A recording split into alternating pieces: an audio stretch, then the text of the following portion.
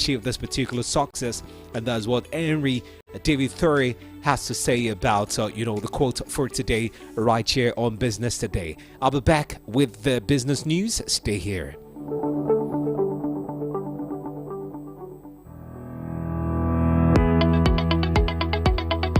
World's biggest business stories, stock market updates, forex, aviation reports, and market updates, all in one place. Business Today, only on VOP 96.1 FM, weekdays by 9:15 a.m.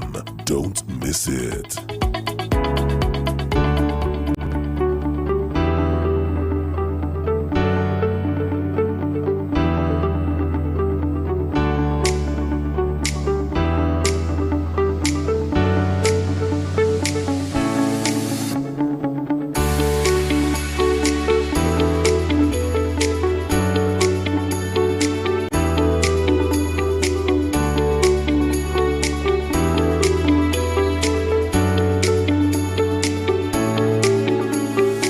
Welcome back and thank you for staying with us. This is still Business Today. My name is Int'n Sunday, and of course, let's kickstart with stakeholders crying out, basically on FX generating firms.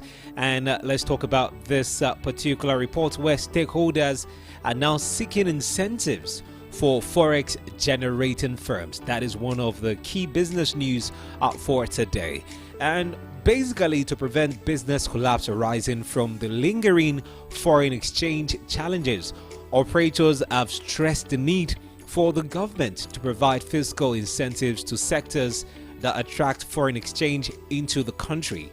And right now, a backlog of unfulfilled foreign exchange promises and even pro-market reform had delivered a very tumultuous year for the Naira this year, 2023, basically leading to a loss of about 50% of the value of the Nigerian currency. And we've seen the value of Nigerian Naira dropping almost on a daily basis. We even have a report of the value of the currency as of today in the market, which we'll be touching on. And right now, analysts have actually predicted that the Naira downward momentum is likely to continue through March of the year 2024. And operators have actually said there is an urgent need for the country to ease foreign exchange supply constraints, strengthen its weak foreign reserve, and also stabilize, the Naira, the exchange rate, to avert impending job losses, a company collapsing almost on a weekly or monthly basis as a result of the reports we are hearing across the country. And this may arise from the ugly trend in 2024, especially for small businesses. And looking at this report, local currency are actually depreciated to the tune of about 4.72%. And this is close to, closing at about 878 Naira, 57 kobo to a dollar at the close of business, on Tuesday. And this represents, 39 Naira 62 kobo loss, or a 4.72% decrease in a local currency compared to about 838 Naira 95 kobo it closed the previous day. And looking at this, the stakeholders in the foreign exchange market are now asking the federal government to actually give incentive to firms that generate, foreign exchange. Hence, we might actually see a total collapse of the economy, especially with the lingering scarcity in the foreign exchange right now. We've seen several reports where even foreign airlines, are even crying about, the foreign exchange crisis, and their backlogs. They are meant to be paid to them, but because of the scarcity in foreign exchange, we've seen that backlog not being totally cleared, and foreign airlines are crying out about this particular development. And in fact, at the moment they are even concerned that foreign airlines may be forced to suspend their flights into Nigeria, even outside Nigeria, if the federal government does not find a lasting solution to the funds trapped here in country, Nigeria. And one of the biggest tasks currently before, Festus Keyamo, who is the Minister of Aviation and Aerospace Development, is to ensure that more airlines do not suspend their operations from the Nigerian market. Because if this is done, we might actually face some kind of trouble in the aviation sector. And I'm sure Festus Keyamo wouldn't want this to happen, during his time being the Minister of Aviation and Aerospace Development. And that is why he ought to do all he can to ensure that the backlog accrued to the foreign airlines, be released to them. Their funds trapped in the country is in the trillions of dollars. And if nothing is being done about it, we might get to see some of these airlines shutting down operation or possibly, not coming into Nigeria as a result of that. And what this implies to an average, traveler like you and I is that if we have these foreign airlines shut down operations in Nigeria, it means the few foreign airlines that will be available to travel to and from Nigeria will definitely see a hike, a sharp hike in the cost of airfares. Because right now, airfare is outrightly ridiculous. A lot of people are worried about it. Some people have even, suspended their plans to travel. So if nothing has been done about this, it might be not a good time for the aviation sector in the country. And looking at this, we know that Festus Keyamo recently was in Dubai for the air show. That was, a few months ago. That was 2 months ago, if I'm not mistaken. Where he went to, Dubai for, some air show. And of course, he revealed that Emirates Airline was poised to resume flight operations in Nigeria. Remember, Dubai actually shut down, traveling to Nigerians. And of course, Emirates Airlines suspended their operations in the country twice in 2022. And we hope that, Festus Keyamo gets to handle this particular issue with the aviation sector. We know the paucity of foreign exchange, and it's necessary that something be done about this particular development. And now let's move on to the news of the economy and talk about the equity market for a bit, where we've seen, a sustained bullish trend. And investors are highly gaining with this bullish trend in the equity market. And according to reports, the equity market have actually continued with its bullish trend, as at Monday, which was yesterday. And we saw investors gaining about 673 billion naira. And at the close of trading, both the market capitalization of the exchange and the all-share index rose by 1.3%. to settle at 52.408 trillion, naira, and about 95,768.12 basis points, respectively. And despite the positive trading, market participation dipped as the volume and value of traded units dropped by 14.52% and 4.23% to about 721,813,844 units and about 14.407 billion naira respectively. And we've seen, market sentiment being negative, and it's reflected in about 47 losers and 24 gainers, in the equity market. And this week on the market, we saw, carry asset analysts had even projected a possible pullback in the short term on the back of the ASI's current movement pattern, which they said indicated that the market was persistently in the overbought region. So somehow this is a good one, and they have projection. There have been several projections as usual as regards the market, and based on the bullish run happening in the equity market, investors are still gaining. And as at yesterday, the close of business yesterday, we saw the market gain about 673 billion naira. And still talking about the economy and doing business as well, it is necessary that we touch on this particular report, because if nothing is done about it, it might be a trying time, especially for the Nigerian economy. And on economy, we've seen reports that there are cash outside the banking system. And we've seen the cash outside the banking system rise to about 3 trillion naira. And now banks are beginning to ration cash because of the availability of cash available to them at the moment. And despite the scarcity of cash in the country, which has seen banks, limit the amount customers can withdraw from their automated teller machines known as ATMs, and even the amount, customers can withdraw over the counter.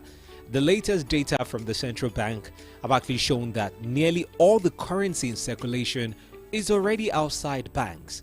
And latest data show that of the 3.347 trillion naira currency in circulation, that's basically as of November 2023, 3.081 trillion naira is already outside of the bank, representing 92.05% of the currency in circulation. And this is a jump from about 2.696 trillion naira that was outside the banking system in October last year, when the cash in circulation was about 3.01 trillion naira. And in January last year, at the height of the currency redesign, and of course we saw the currency in circulation standing at about 1.386 trillion, with the percentage of the cash outside the bank standing at 57% at 792.184 billion naira. But by February, the cash outside bank rose to 843.311 billion, representing 85.9% of the 982.097 billion naira that was in circulation. And as we speak this moment, the cash outside the banking system has risen to 92%. Outrageous figure we're seeing right now, released by the Central Bank of Nigeria.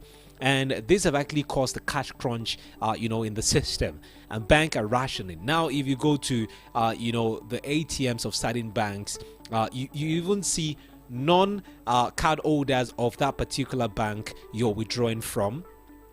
You cannot withdraw beyond 5,000 naira, and if you are a card holder of that particular bank you want to withdraw from, you cannot withdraw above 5,000 to about 10,000. Some even have placed the cap at 15,000 naira that you can withdraw per time. So looking at this, it is necessary the Central Bank of Nigeria put in place policies. We know there are policies there already. The problem has always been implementation of these policies. It's about time the CBN look deeply into these policies that will allow free flow of cash outside the banking sector be limited or restricted to a particular level, so we don't have this cash crunch we are seeing happen in the country at the moment. This is something the CBN has to take very seriously, and of course this is one of the challenges the CBN governor has to face head on. And that's talking about Mr. Olayemi Cardoso. And away from that particular report, let's move on to more, market reports. And this one has to do with artificial intelligence. And right now, reports, in fact, there's scary reports, emerging from the business world. And looking at this particular report, one thing that would be of, immense good might be used for a certain level of criminality in the world of business, especially this year 2024, and that is artificial intelligence. And according to reports, artificial intelligence, the manipulation of it will raise cybercrime in 2024. And this is according to the Cybersecurity Expert Association of Nigeria, who have predicted, the increase in cybersecurity threats in the country cyberspace this year alone in 2024. And basically, they've stated that citizens should expect an upsurge in insider threats with an increase in the use of AI, for malicious. And according to the report still from the Cybersecurity Expert Association of Nigeria, AI is the ability of a digital computer or even computer-controlled robot to perform certain tasks commonly associated with intelligent beings through computer-enhanced learning, reasoning, and perception. So, and this association have actually recently released its National Cyber Threat Forecast report. And based on this report, there will be an increase in employment and benefits scam, primarily through various digital platforms, a trend that has been prevalent in 2023. And because of this, Nigerians ought to be careful We need to protect ourselves. It's about time we started learning things about, avoiding some of this spam and scams that might be happening in 2024 alone due to the proliferation of artificial intelligence in the country. So Nigerians need to be very, very careful. The Nigerian Communications Commission needs to do more in, creating more informational programs to educate Nigerians on how artificial intelligence might actually affect them adversely, and how scammers can now utilize this platform, artificial intelligence, to actually hack into their personal system. And also companies needs to be very careful, especially with AI manipulation, because once they get into your backend system, according to the average Nigerian parlance, they'll say OT-law. We've seen a lot of phishing attacks.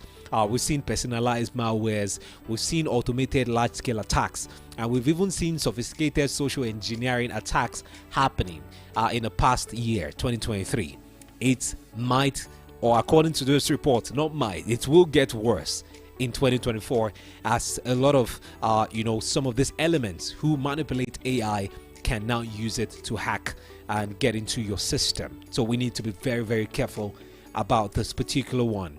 And away from that, let's move into more training reports and talk about this one that has to do with stakeholders, talking about one critical issue that has to do with business in the country. And according to this, it has to do with Dangote Cement. And of course, this one is a good one for investors in Dangote Cement. If you have a share in Dangote Cement, you're a shareholder, this might be a time that you get to smile to the bank, as there are reports that Dangote Cement have now become the first Nigerian company to reach 10 trillion naira market cap.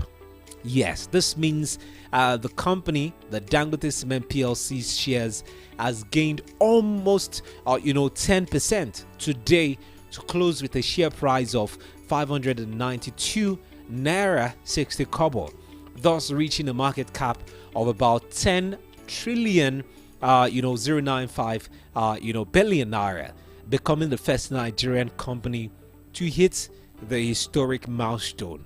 And in 2024, Dangote Cement has recorded a remarkable performance in the equities market, with a year-to-date return of about 85.2%, moving from a share price of 319 naira 9 kobo at the start of 2024, and we've seen the share price increase to 5 kobo at the close of trading as of yesterday. And this is a sharp increase, and this is about 85.2% increment in the share value of Dangote Cement PLC.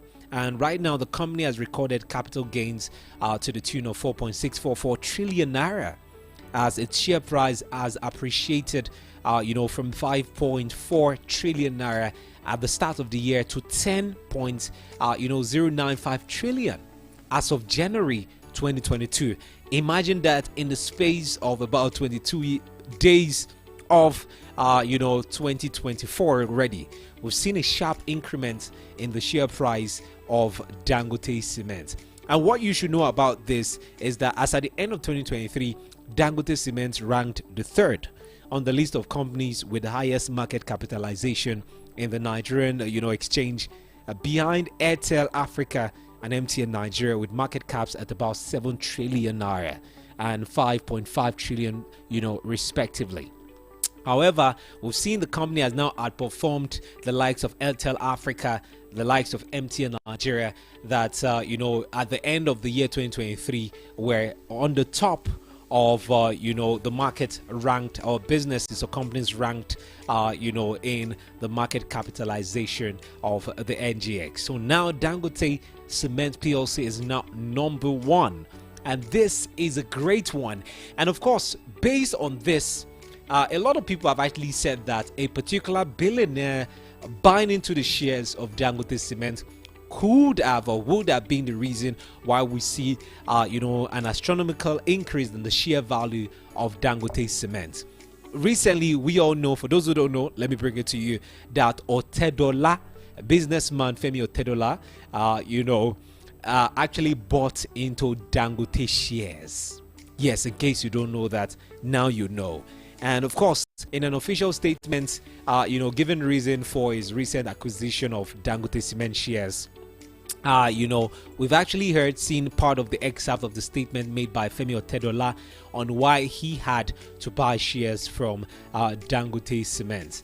And looking at this, Dangote Cement boasts an annual production capacity of about 41.6 million tons. And this is across 10 countries. If you don't know this, now you know. And this extensive footprint not only highlights the company's dominance in the cement industry, but also it has a crucial role in driving economic growth across the region. And this is part of the reason Otedola's investment aligns with the vision of Dangote, and hence he had to buy huge chunk of Dangote cement shares. And investors and those monitoring the stock market have actually said that truly the purchase of shares by Otedola have highly impacted the share value of Dangote Cement. And we know that recently, based on the statement by Otedola, where he bought shares, this has raised the capital level or the market value of Dangote Cement, and is a good way to go. And of course, this is a case of billionaires doing what they can to remain billionaires. Anyway, well done job, to Femi Otedola for buying some shares from Dangote Cement, hence increasing the value of Dangote Cement, making it the first company in Nigeria to reach that cap, 10 trillion naira market cap. And before we take a breather quickly, let's talk about the naira. Remember, I said I was going to talk about the naira once I come on board. And right now, the naira has further depreciated against the dollar, and naira is about 925 naira to a dollar, at the official market. And we've seen the Nigerian, naira further decline against the dollar. And as on Monday last night, it was about 925 naira, 34 kobo to a dollar, and this represents 22.89% loss, or about 2.54% decrease in the local currency compared to the 902 naira 45 kobo it closed at 2 days ago in the official market. And what you should know about this is that the country's high debt service to revenue ratio is also contributing to a challenging sovereign credit rating, especially for Nigeria. And the CBN has actually continued to face a shortage of foreign exchange to clear the forex backlog. So this could also be a problem, while we see a sharp decline in the naira as compared to its United States counterpart, the dollar. And investors and even market experts have actually said we will keep seeing the naira drop in value, side by side the dollar in the coming days, and something ought to be done about this particular one as quickly as possible. And finally, talking about the reports for today, let me talk about this because it is necessary I bring this up, and it has to do with business in one way or the other. Anything that has to do with spending money is business, because at the end of the day, a particular entity is gaining from you spending money or losing from you not spending money. Hence, we had to talk about this. This one has to do with the jackpot syndrome in the country, and it's necessary I talk about this. We've seen, Canada have actually brought up certain policies restricting, student visaship to about 2 years. They've actually put that 2-year cap on student permits, basically for foreign students.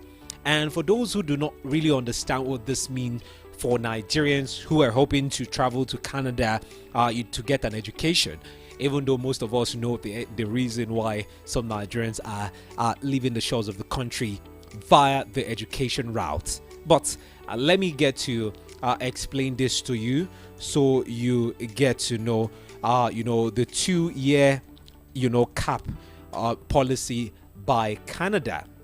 And basically, just recently, Canada announced a 2-year cap on international student visas.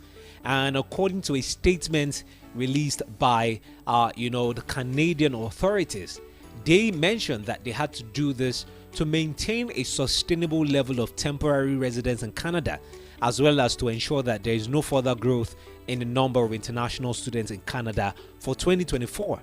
And by this, they are setting a national application intake cap for 2 years from 2024. And basically, this is supposed to take effect, from February 2024. And for those who really do not understand the recent policy change by the Canadian government to cap its international student permits, to about 2 years, let me tell you the notable impact this will have on you, especially if you're having plans to travel outside, especially to Canada, to get an education, or even for those who are currently in Canada at the moment watching us via YouTube and you want to know the implication of this 2-year, international students permit cap by the Canadian government. I will tell you what this means. This measure is part of Canada's effort basically to address the housing crisis and ensure that international students receive a quality education. And the policy includes changes to the postgraduate work permit program and requires foreign students to submit what they call an attestation letter from a province or a territory. And basically also this policy is significant for Nigerian students, as Nigerians have become the country's fastest growing student population in Canada. And now to the impact on Nigerian students currently in Canada. For Nigerian students that are in Canada at the moment, maybe you're there and of course you're already in school and you don't understand the effect. It might not have an immediate effect on you. The effect it will have will be limited, as this particular 2-year cap primarily affects new study permit application. This policy will affect those emigrating to Canada now, new students, not those who are there already. However, it is necessary that students who are there to know that they might still experience some indirect consequences. For instance, if you are planning to extend your study permit or even switch an educational institution, you want to switch from one school to another, then you may face increased scrutiny or even delays due to the tightened policy. And additionally, the focus on improving the quality of education could lead to enhanced oversight of institutions. Potentially, this will affect the quality and even the availability of programs that Nigerian students are enrolled in. This is the effect or the indirect effect it will have on students already in Canada. And now to prospective students, those of you that are still here in the country, Nigeria, and you're planning to travel to Canada via the education route. Now, this is what this policy change will do to you. Basically, with this cap, there will be a reduction in the number of study permits issued. You need to know that, making the application process more competitive, which means since the cap has now been reduced to 2, the process will be very, very competitive. There will be a reduction in the number of student permits or study permits that will be issued by the Canadian government.